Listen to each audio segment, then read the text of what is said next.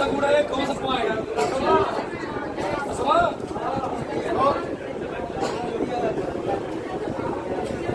चुंबकीय आघूर्ण, बोलो मत। चुंबकीय आघूर्ण, मैग्नेटिक मूवमेंट, मैग्नेटिक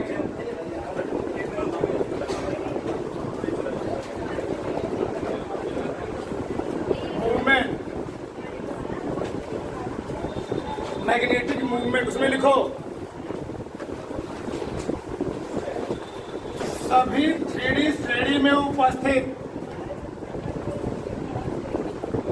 सभी 3D श्रेणी में उपस्थित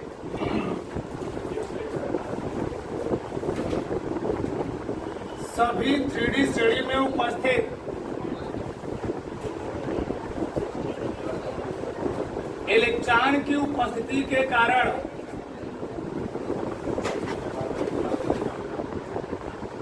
इलेक्ट्रॉन की उपस्थिति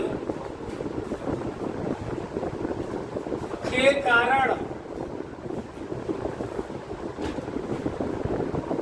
दो प्रकार के आघूर्ण, दो प्रकार के आघूर्ण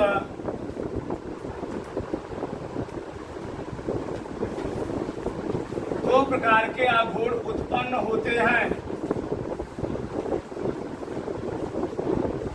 उत्पन्न होते हैं। ठीक, जिसे चुंबकीय आघूर्ण कहते हैं। चुंबकीय आघूर्ण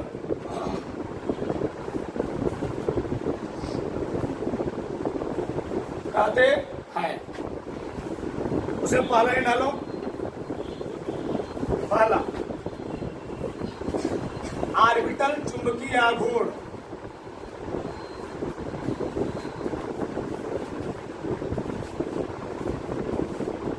ऑर्बिटल चुंबकीय आघूर्ण,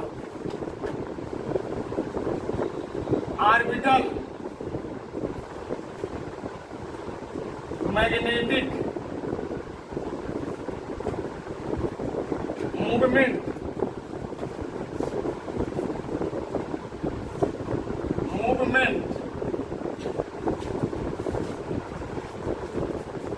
ऑर्बिटल मैग्नेटिक मूवमेंट, उसमें लिखो जो क्या होता है। किसी इलेक्ट्रॉन का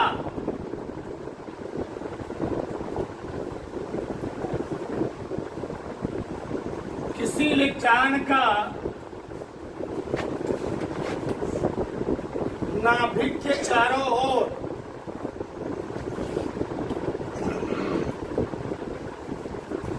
नाभिक के चारों ओर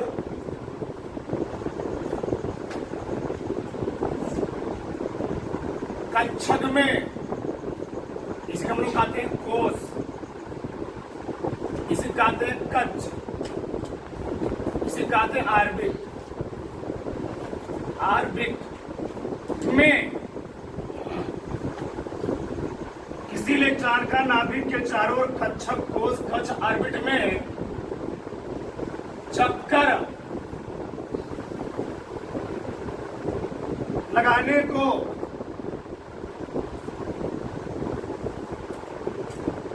किसी इलेक्ट्रॉन का नाभिक के चारों ओर कक्षक, कोष, कक्ष, ऑर्बिट में चक्कर लगाने को कक्षीय या ऑर्बिट गति, ऐसे लिख लो, कक्षीय गति कहते हैं। कोई दिक्कत नहीं है। तथा इससे उत्पन्न आघूर्ण को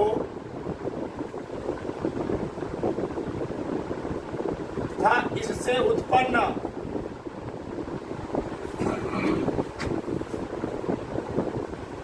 आघूर्ण को ऑर्बिटल चुंबकीय आघूर्ण कहते हैं।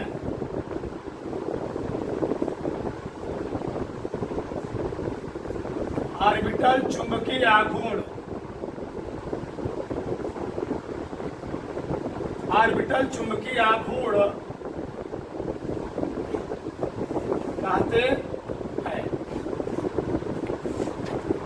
किसी इलेक्ट्रॉन का नाभिक के चारों ओर कक्षक कोष कक्ष ऑर्बिट में चक्कर लगाने को हम लोग कहते क्या है जी? कक्षीय गति। इससे उत्पन्न आघूर्ण हम लोग कहते क्या है? ऑर्बिटल चुंबकीय आघूर्ण। देखो ध्यान समझो क्या होता है, मतलब क्या है। अगर कोनो इलेक्ट्रॉन नाभिक के चारों ओर चक्कर लगा रहा है तो इलेक्ट्रॉन नाभिक के चारों ओर कहां चक्कर लगाएगा जी? एक थे, तुम लोग जानते होंगे, रदरफोर्ड साहब। कौन थे? रदरफोर्ड साहब। रदरफोर्ड साहब ने कहा था जो इलेक्ट्रॉन होता है वह नाभिक के चारों ओर किसी कक्षक में चक्कर लगा सकता है, मतलब कोनो कक्षक फिक्स नहीं है। लेकिन रदरफोर्ड की कमियों को 1913 में आया था नील्स बोर का परमाणु मॉडल सिद्धांत। तो नील्स बोर के परमाणु मॉडल सिद्धांत में कहा गया कि इलेक्ट्रॉन नाभिक के चारों ओर चक्कर तो लगाता है, लेकिन इलेक्ट्रॉन नाभिक के चारों ओर एक निश्चित कक्षक में चक्कर लगाता है। तो अंडमंड कक्षक में नहीं, एक कक्षक ऐसा कक्षक होता है जिस कक्षक में इलेक्ट्रॉन चक्कर लगाता है उसकी एनर्जी क्या होती है? उसकी ऊर्जा स्तर क्या होती है? फिक्स होती है। इलेक्ट्रॉन उसी कक्षक में चक्कर लगा सकता है जिसका सिर्फ इलेक्ट्रॉन का एनर्जी उसके कक्षक के बराबर होता है। अगर उस इलेक्ट्रॉन का एनर्जी उस कक्षक बराबर नहीं है तो वह कभी भी इलेक्ट्रॉन उस कक्षक में चक्कर लगाने वाला नहीं है।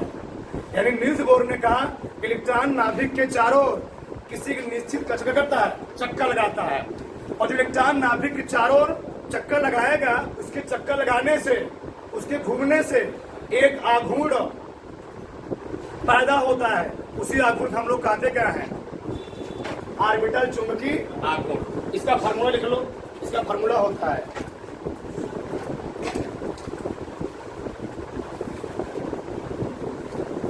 ऑर्बिटल चुंबकीय आघूर्ण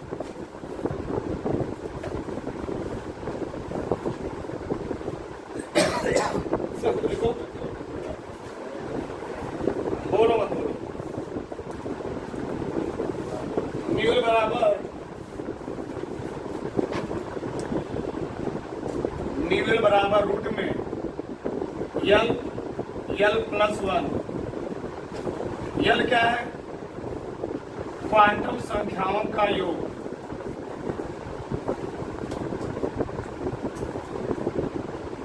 क्वांटम संख्याओं का योग। कर लो उसको, कर। New year new year new year.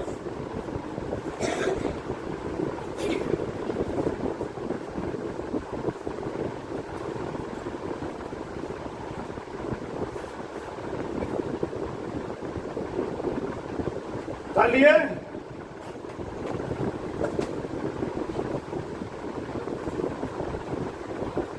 थोड़ा देखो, हम समझते हैं क्वांटम संख्या क्या होता है। वैसे हम लोग 11th पढ़ चुके ना जी, तो समझते हो जाते। देखो, अगर हम बात करें क्वांटम संख्या, लिखा है एक बात भी समझो। क्वांटम संख्या बोलो मत, क्वांटम नंबर। क्वांटम नंबर, ठीक, जिन संख्याओं से किसी इलेक्ट्रॉन के ऊर्जा या उसकी स्थिति का निर्धारण किया जाता है उन संख्या का हम लोग कहते क्या है? क्वांटम संख्या। लिख रहा हूं, लिख रहे हैं तुम। जिन संख्याओं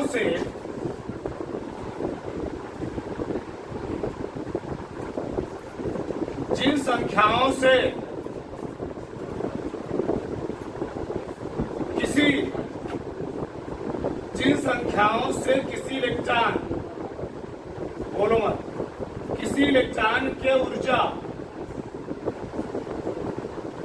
या स्थिति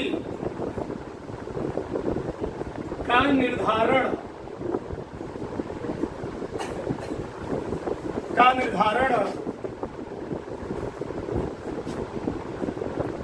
किया जाता है उसे क्वांटम संख्या कहते हैं, उसे क्वांटम संख्या कहते हैं। एक लिख सकते हैं, या जिन संख्याओं से किसी इलेक्ट्रॉन के कोष, उपकोष या कक्षक, कोष, उपकोष, कक्षक या चक्रण की दिशा के बारे में क्या मिलती है, जानकारी मिलती है, उसे हम लोग कहते क्या है, क्वांटम संख्या। वो भी लिख दे रहे हैं। या जिन संख्याओं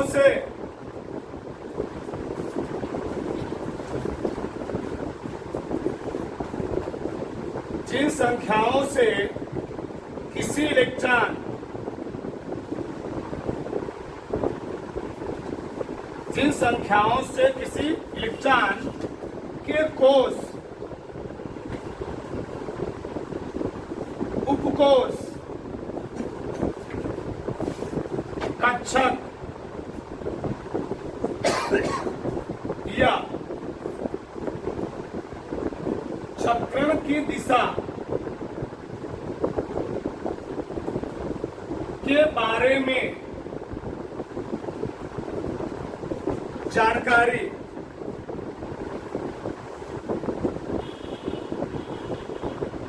प्राप्त होती है,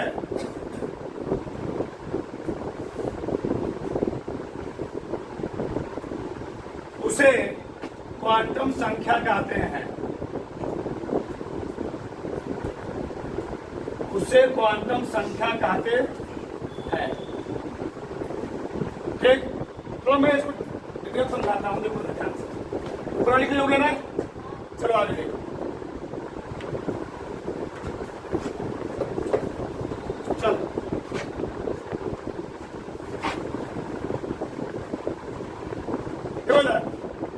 क्वांटम संख्याएं होती है 4 प्रकार। कितना होती है जी? 4 प्रकार।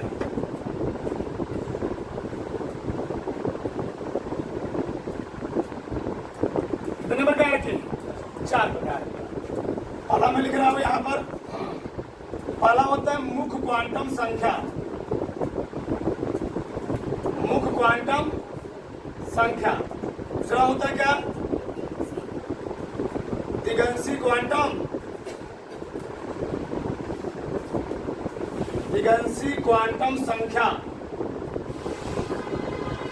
एक तीसरा होता है चुंबकीय क्वांटम संख्या, चुंबकीय क्वांटम संख्या। और चौथा होता है चक्रण क्वांटम संख्या। इसको हम लोग कहते हैं principal quantum number, azimuthal quantum number, magnetic quantum number, spin quantum number. तो क्वांटम संख्याएं 4 प्रकार की होती हैं। Principal quantum number, azimuthal quantum number, magnetic quantum number, spin quantum number. बोलो चारों क्वांटम संख्याओं का अपना अपना अलग अलग रोल होता है। जो मुख्य क्वांटम संख्या होता है, या कोई इलेक्ट्रॉन किस कोष में होगा, कोई इलेक्ट्रॉन किस कक्षक में होगा, जो इस चीज का निर्धारित करता है, उसको हम लोग कहते क्या है? मुख्य क्वांटम संख्या। यानी कोई इलेक्ट्रॉन किस कोष में है, किस कोष में, कोष को हम लोग कहते हैं कक्षक। अब कक्षक हम लोग क्या कहते हैं? क्या? ऑर्बिट। अभी लिखा था ना। तो कोई इलेक्ट्रॉन किस कोष में है, किस कक्षक में, किस ऑर्बिट में है, ये हम ऐसे कहते हैं कि कोई इलेक्ट्रॉन के में है, कि एल में है, कि एम में है, कि एन में है। इस चीज का जो निर्धारण करता है, उसको हम लोग कहते क्या है? मुख्य क्वांटम संख्या। अगला है दिगंशी क्वांटम संख्या। अब तुम लोग जानते हो, कोष को भी बहुत सारे पार्ट में बांटा गया है, नहीं बांटा गया है? जब कोश को छोटे छोटे पार्ट में बांटा जाता है उसको हम लोग कहते क्या है, उपकोश। क्या कहते हैं? तो कोई इलेक्ट्रॉन किस उपकोश में है या कोई इलेक्ट्रॉन किस उपकक्षक में है। उपकक्षक कहने का मतलब यह होता है कि इलेक्ट्रॉन यस में है कि पी में है कि डी में है कि एफ में है। 4 कोश होते कितने जी? 4। तो इलेक्ट्रॉन यस में है कि पी में है कि डी में है कि एफ में है, इस चीज का जो निर्धारण करता है उसको हम लोग कहते क्या है? दिगंशी क्वांटम संख्या। आ रहा ना? 11 एकदम विस्तार से पढ़े रहे होंगे। अगला चुंबकीय क्वांटम संख्या। कोई इलेक्ट्रॉन उपकोश के किस कक्षक में, किस कमरे में है। हम जानते हैं उपकोश में भी कमरे होते हैं। जैसे प्रथम में इसे मान लो यस उपकोश है तो यस उपकोश में एक कमरा होता है। पी उपकोश है, यस उपकोश है क्या जी? यस। अब बताओ पी उपकोश है तो पी उपकोश में कितने कमरे होते हैं? 3 कमरे होते हैं। बहुत ध्यान दो ना। एक पी उपकोश है, डी उपकोश में कितने कमरे? 5 कमरे। डी उपकोश में 5 कमरे, 1 2 3 4 5। एफ उपकोश में कितने कमरे? 7 कमरे। 1 2 3 4 5 6 7। ध्यान से। तो कोनो इलेक्ट्रॉन अगर उपकोश में है तो उपकोश किसने बताया? दिगंशी क्वांटम संख्या। अब वह इलेक्ट्रॉन उस कोश के किस कमरे में है, जिसे हम बात करें पी उपकोश में, तो पी उपकोश में कितने कमरे हैं? 3 कमरे हैं। तो वह इलेक्ट्रॉन पी उपकोश के पहले कमरे में है कि दूसरे कमरे में है कि तीसरे कमरे में है, इसका जो निर्धारण करता है उसे हम लोग कहते क्या है? चुंबकीय क्वांटम संख्या। अब समझ में है कि समझ? मानो डी वाले में है तो डी में कितने कमरे हैं? 5 कमरे। तो डी उपकोश के पहले में है, दूसरे में है कि तीसरे में है कि चौथे में, 5वें में है, यह जो निर्धारण करता है उसको हम लोग कहते क्या है? चुंबकीय क्वांटम संख्या। अब अगला क्या है? चक्रण क्वांटम संख्या। अब उस कमरे में, उस पर्टिकुलर कमरे में हम किसी कमरे में मैक्सिमम 2 इलेक्ट्रॉन भर सकते हैं। अब उस कमरे में जो इलेक्ट्रॉन भरा गया है उसकी दिशा क्लॉकवाइज है कि एंटी क्लॉकवाइज। जैसे मान लो हमने लिया पी उपकोश। क्या ले लिया? पी उपकोश ले लिया। चलो मान लो पी उपकोश में हमको भरने 5 इलेक्ट्रॉन। कितने भरने जी? पी उपकोश में हमको भरने 5 इलेक्ट्रॉन। तो 1 2 3 4 5। तो जो पी उपकोश में जो 5वां इलेक्ट्रॉन भरा गया है, बताओ इसकी दिशा कैसी है? Clockwise anti clockwise? इसको हम लोग कहते हैं anti clockwise. Anti clockwise, anti clockwise. यानी पी कोश में जो 5वें इलेक्ट्रॉन की स्थिति है वह एंटी क्लॉकवाइज है। यानी इसके लिए हम जो मान लिखेंगे -½ लिखेंगे। यह जो बताता है यानी चक्रण की दिशा इलेक्ट्रॉन एंटी क्लॉकवाइज है कि क्लॉकवाइज। जैसे मैंने पूछा तीसरा इलेक्ट्रॉन, ये कौन सा इलेक्ट्रॉन है? 5वां। अब मैंने कहा तीसरा, और तीसरा कैसे है जी? क्लॉकवाइज। इसके लिए हम लोग मान के लिखते हैं +½ तो +½ ही बताता है क्लॉकवाइज इलेक्ट्रॉन घूम रहा है। तो -½ भी बताता है इलेक्ट्रॉन घड़ी के विपरीत दिशा में घूम रहा है, घड़ी की सुइयों के विपरीत दिशा में घूम रहा है। इसी कारण से अगला जो चुंबकीय आघूर्ण का प्रकार है वह आता है चक्रण चुंबकीय आघूर्ण। क्यों? इलेक्ट्रॉन किसी नाभिक के चारों तरफ 2 प्रकार से गति कर सकता है। एक घड़ी की सुइयों की दिशा में, एक घड़ी की सुइयों के विपरीत दिशा में। तो इलेक्ट्रॉन का नाभिक के चारों तरफ घड़ी की दिशा में या घड़ी की विपरीत दिशा में गति करने से जो आघूर्ण उत्पन्न होता है उसे हम लोग कहते हैं क्या? अगला पढ़े क्या? चक्रण चुंबकीय।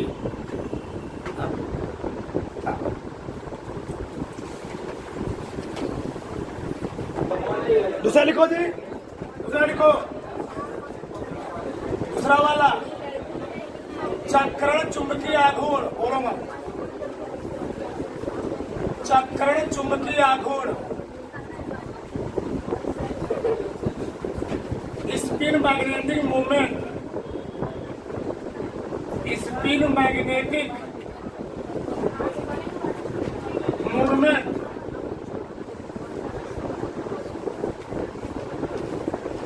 स्पिन मैग्नेटिक मूवमेंट, उसमें लिखो जब कोई इलेक्ट्रॉन जब कोई इलेक्ट्रॉन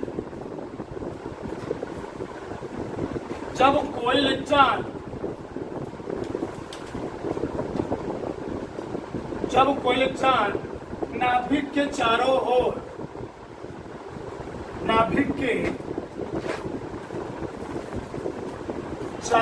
ओर अपने अक्ष पर, एक्सिस पर,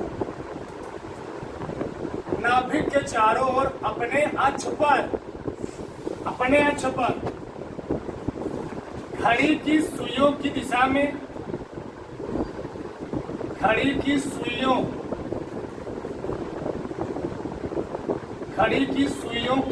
में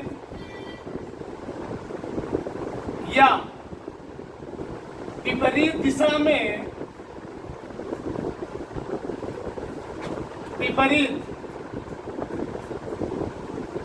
दिशा में चक्कर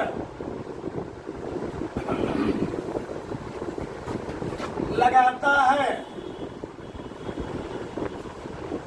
तो इसे चक्रण गति, ध्यान रहे चक्रण बोलेंगे, तो इसे चक्रण गति कहते हैं तथा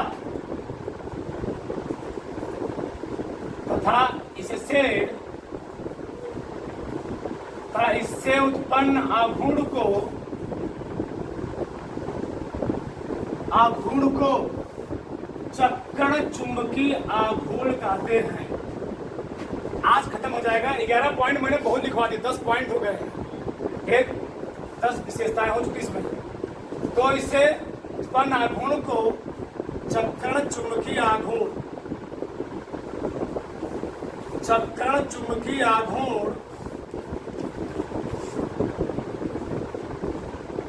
कहते हैं। इसका भी फार्मूला होता है चक्रण चुंबकीय आघूर्ण का। सब निकाल लोगे तुम लोग बीएससी फर्स्ट ईयर निकाला है, वहां पर सब निकालते हैं जब पढ़ोगे, ठीक ना। वहां सब निकाला है, यहाँ तुम लोग निकाले दिखाई दिया गया है, वहां निकालते कैसे कितना होता है इसका मान। ठीक, चक्रण चुंबकीय आघूर्ण फार्मूला होता है इसका म्यू एस, या म्यू एम लिख लो, मैग्नेटिक फार्मूला होता है 4s + 1। ठीक, यस क्या है? चक्रण क्वांटम संख्या, चलिएगा यस है चक्रण क्वांटम संख्या बताया था। जहां यस बराबर चक्रण क्वांटम संख्या। 10 पॉइंट डीपली में पढ़ लिए ना, एकदम डिटेल में पढ़ाया चीजों को, पूरा एकदम कंफर्म हो जाएगा चीजें। ठीक, चलो उस पढ़ा से लिखो। 11वां पॉइंट है घनत्व, तो लिखो इसमें 3D श्रेणी के तत्वों का घनत्व, 3D श्रेणी के तत्वों का घनत्व एस ब्लॉक और पी ब्लॉक के मध्य,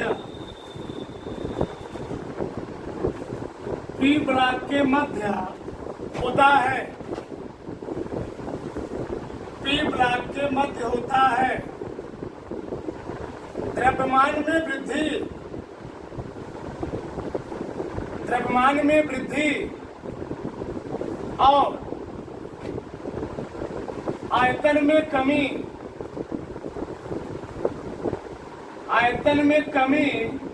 के साथ 3D श्रेणी कौन सी है जी?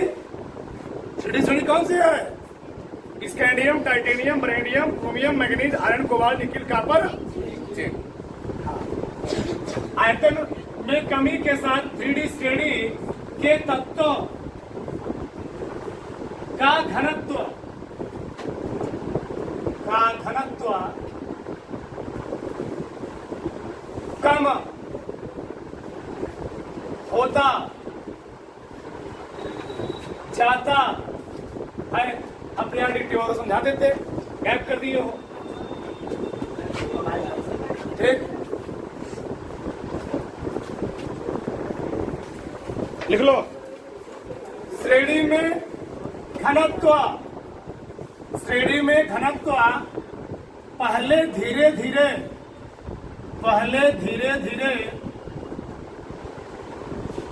बढ़ता है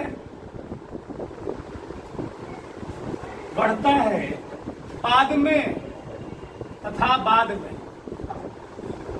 बाद में घनत्व धीरे धीरे क्या होता है जी, घट जाता है। मैं दिखाया अभी, धीरे धीरे क्या होता है, घट जाता है, घट जाता। ठीक, तो स्टार्टिंग में डेंसिटी क्या होगा, बढ़ेगा, फिर क्या होगा, कुछ मिनट के बाद घट कर जाएगा। ठीक, इतना बहुत है। 11 पॉइंट पूरा होगा टोटल। कल हम लोग पढ़ेंगे ब्लॉक के लिए में। Lights, camera, action.